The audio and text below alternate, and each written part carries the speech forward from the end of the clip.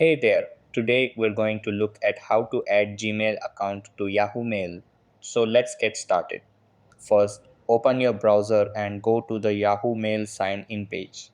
Over here, type in your Yahoo Mail username and click the next button. After that, enter your Yahoo Mail password and click next again to access your inbox. Then, click the gear icon. Next, select mailboxes from the menu on the left. Over here, click on Add Mailbox. Then, choose Gmail from the list of email providers. Now, type the Gmail address you want to add and click Next. A pop-up will appear. Follow the prompts to log into your Gmail and give Yahoo permission to access your Gmail account. After that, you can optionally add a name and description for this mailbox. Then click Done.